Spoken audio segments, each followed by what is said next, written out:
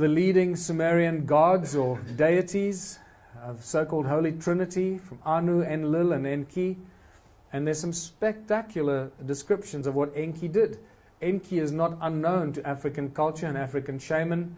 Enki is known as Enkai in African culture, the creator god of the human race. I found that there were more than 10 million of these ruins. And when you realize that, you realize that we're dealing with something we know absolutely nothing about. And we go back to the drawing board. What happened to these ruins? This is a beautiful story that brings us back to the Bible. And I think a picture tells 1,000 words, doesn't it? Can see the really immense sedimentation there. But to really give us an indication of what happened, let's go back to some of the Sumerian tablets and see what they have to say. These are two of the famous Sumerian tablets known as the King's Lists, found at different times, different places. What's interesting is that they give us the same names of the same kings that ruled the same places for more than 220,000 years. So clearly these kings were not human, and yet they ruled the world. So therefore, we assume that they must have been Anunnaki. And that, I believe, is exactly what we're dealing with here. And wherever there are stone circles, there are gold mines. Right along the edge of these beautiful mountains, there are thousands and thousands of mines into the sides of these mountains. They're known as adit mines. So luckily, they survived because the mines into the ground are gone. They're covered by the soil from the flood. And in Leidenburg, where the famous Leidenburg heads were discovered, which don't look very human to me, there are at least 75,000 of these adit mines. 75,000 of these adit gold mines, just around Leidenburg, one little town. Extrapolate this to the rest of southern Africa. In the 1930s, mysterious mine shafts that looked something like this were found by at least 2 miners that told me their own stories independently. At about 100 feet deep, I came across these kind of shafts, these tunnels, that shouldn't have been there. When they brought the mining experts there to explain to them what it meant, they took possession of the strange tools and artifacts that these miners found in these tunnels. They removed the tools and artifacts, not explaining anything, saying, "We are aware of these," and they left. 1990s, De Beers found a mine shaft 22,000 feet deep, cut with absolute precision, indicating advanced laser technology. And this is why I call it the stones that ring like bells. So when you go onto the internet, go onto YouTube, just put in stones that ring like bells, and you'll see me ringing some of these stones to hear that if you close your eyes, it'll sound like a church bell. It doesn't sound like a stone. And it's that moment when I discovered that these stones ring like bells, that they actually have acoustic properties, that we're dealing with sound in the stone circles. It's all about sound. These are just a few more that I've collected that ring like bells. I call these the starter stones. They look like French loaves. They ring beautifully. They sit crystal-like sound. It's all about silica, people. 90% of most of the stone on earth contains silica. What do we use silica for? All the advanced technology. You know how it works? You can leave it in its natural form, just like you can leave the natural healing things in plants. You don't have to extract them like the pharmaceutical industry does and put it in a bottle so you can sell it to somebody. Leave it in the plants and make people eat the plants. So you see how the deception starts to infiltrate our lives on every possible level, when we could be using the stones as forms of information, energy, communication, everything. All you need to do is know how to use it. Where is the flagship and all this madness of millions and millions of stone circles and indicators of advanced knowledge of sacred geometry and the laws of nature and all this wonderfully exciting, juicy stuff that turns science on its head? Because that's what I love about it. It really forces us to rethink everything we've been taught in science and physics and all those areas as well, not just history. Adam's calendar. Undoubtedly the most important discovery in more recent times. It was discovered by Jan Heine in 2003, and he knew immediately when he flew over it that this was not just a random, accumulation of rocks, that there was something very special about it.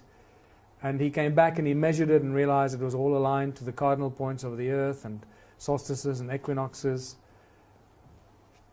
And these are the two main central stones in the middle. I called it Adam's calendar shortly after I met Jan Heine in 2007, not realizing how close to the truth that would actually be. It's known as Inzalo Yelanga, or birthplace of the sun. It is also referred to by Creator Mutwa, the place where heaven mated with Mother Earth. Does that ring a bell? Where the gods came down and saw the daughters of man and had children with them? Bingo! I think we've stumbled upon a really important place in all of human history, in southern Africa. Not somewhere else, but where the gold came from, in the Abzu, where the obsession of the gods was put to work to get the gold out of the ground. That's what it looks like.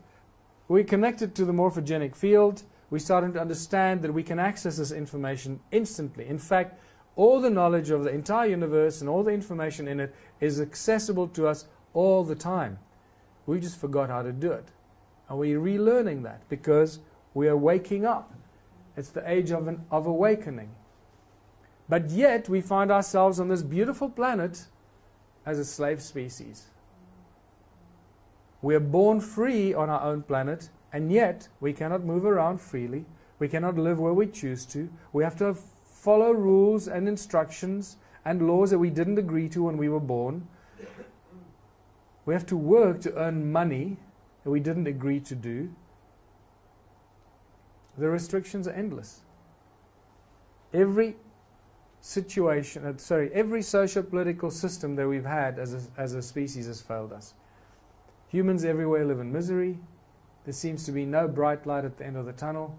Well, I'm here to tell you that there is a bright light at the end of the tunnel. There is a very bright light at the end of the tunnel. Do not believe what the news tells you. Do not believe what the doom and gloom prophets tell you. It is up to us to recognize how simple that bright light is for us to attain. And that's really what I'm going to end up with here today. How did it get so bad? I gave you a hint in the Sumerian tablets. A small group of royal political families that have become the banking families today took control of the world. And it started about 6,000 years ago in the Middle East, or in a place called Sumeria, when kingdom was lowered to earth from heaven, as I pointed out to you. There's physical evidence written down for us. When kings were appointed on earth from the humans to rule over them, they were given special knowledge, tools, and weapons so that they could subdue and subjugate the people over whom they ruled. And these were the priest kings that ruled the world with an iron fist for many, many thousands of years, and the bloodlines today are descendants of those priest kings. This is not something that happened just the other day. It's been going on for a long time. What did these priest kings do next? Soon as they were appointed as the priest kings of this planet, they introduced money. Money is not the consequence of thousands of years of barter and trade. That is disinformation. That is the information that they want you to believe because they want to associate and align money with the evolution of the human race. Stop thinking like that. That is not the case. Money was maliciously introduced into the human race as a tool of control.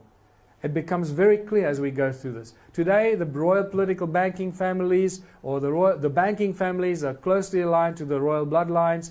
I believe that there's actually a very secret, clandestine group of beings that we don't know about. We'll never know who they are. They're actually pulling the purse strings, but there's very clear evidence that the bloodlines and the banking families are very, very closely connected.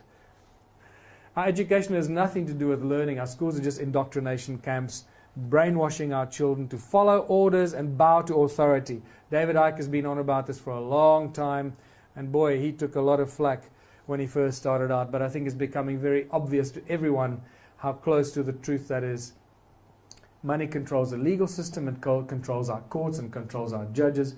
If you go to the Ubuntu website, you'll see a lot of letters that I've written specifically from South Africa to the various governmental departments, trying them to explain how the legal system can be independent if it's actually a corporation that pays the salaries of the judges and all the people that uphold the legal system.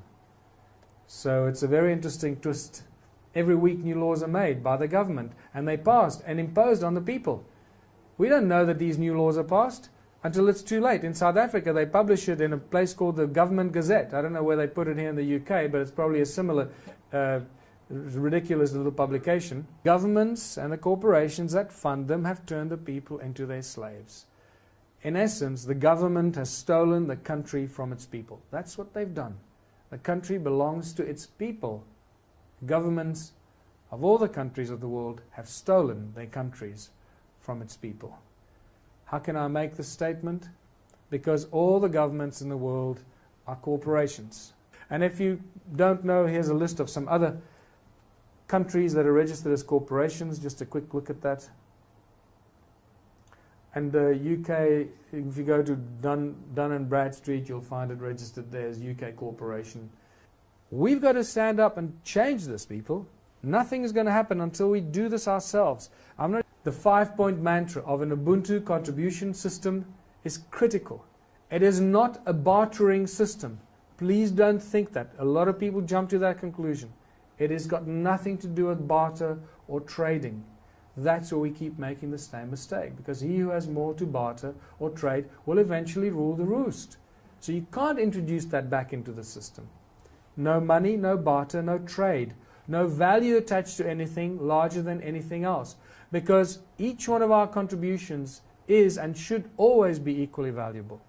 If you think that your contribution is more valuable than hers, you've got some serious ego problems and you need to check that.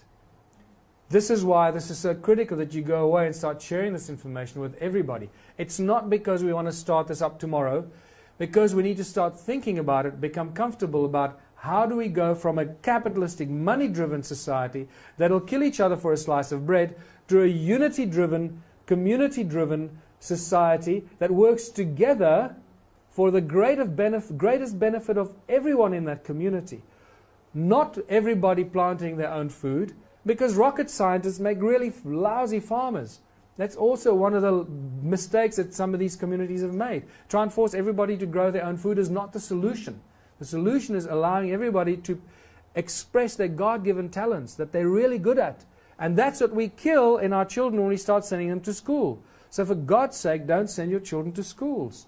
Stop vaccinating them, don't send them to schools. Start homeschooling your children. Organize a community homeschooling system. Get your teachers that you respect, people that you want to teach your children. Start that system. The sooner we start educating our system the way we want to educate them, the quicker we get out of that brain prison, that left brain prison that David Icke so eloquently describes, get our children out of that and into developing them into logically open-minded thinking humans that become productive contributors to communities, knowing things, not memorizing things and regurgitating things from textbooks so that they can get an A on a piece of paper that'll get them a job that'll earn them money.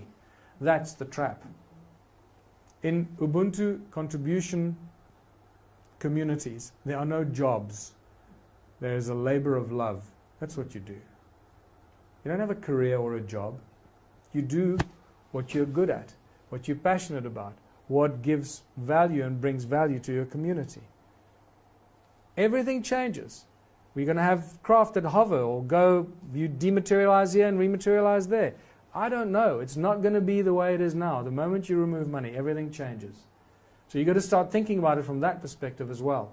But we're not going to go from zero to hero in one day or in 1 year. So obviously we need to take these steps, and very rapidly we'll get there.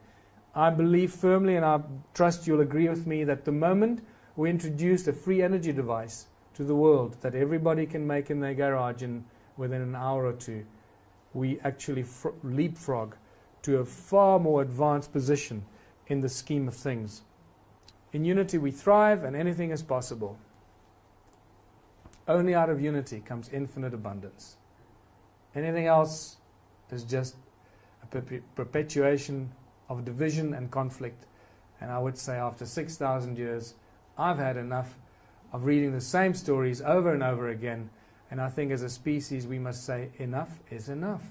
And join the Ubuntu movement and tell everybody about it.